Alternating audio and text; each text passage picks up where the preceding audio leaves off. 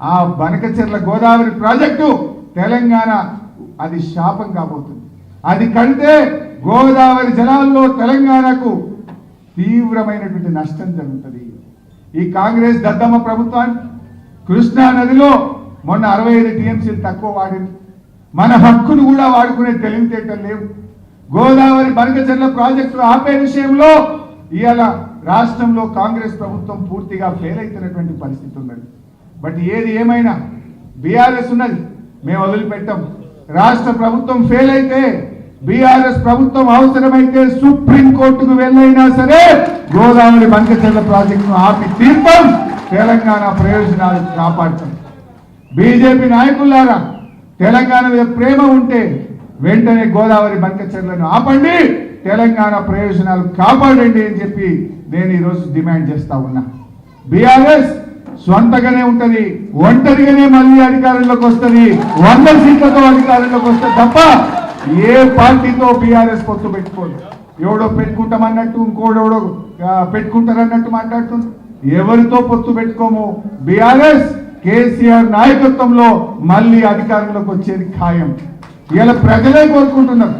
ఎక్కడ పోయినా అదే చర్చ జరుగుతుంది. ఏదో 4 ఎక్కువ వస్తాయి అనుకోని ఓటేసిన బిడ్డ, 4 ఎక్కువ వస్తాయి అనుకున్నాం కానీ గిట్లయితుంది అనుకోలేదు అని ఎవరిని మాట్లాడించినా చెప్తా ఉన్నారు. ఏం చెప్పిండు వాళ్ళు ఆ రోజు? అరే 2000 పెన్షన్ ఇచ్చిండు కేసీఆర్, మేము 4000 ఇస్తాం. 10,000 రైతు బంధు ఇచ్చిండు, మేము 15,000 ఇస్తాం. ఉద్యోగస్తులకు రాగానే 4 డిఏలు ఇస్తాం, పాత బకాయిలు ఇస్తాం, బెస్ట్ పిఆర్సీ ఇస్తామన్నారు. ఇప్పుడు మాట్లాడితే నన్ను గోసుక తింటామా అంటున్నా. ఏం మాట్లాడుతున్నావు నువ్వు? మరి వీళ్ళకేమో పైసలు లేవంటావు. నీకు అందాల పొట్టులకు పైసలు ఎడికెళ్ళి వచ్చినాయి? నీ భూముల కాడికి 4,000 కోట్లతో 6 లైన్ రోడ్డుకు డబ్బులు ఎడికెళ్ళి వచ్చినాయి? 1,000 కోట్ల రూపాయలతో టెండర్లు ఎడికెళ్ళి పిలుస్తున్నావు.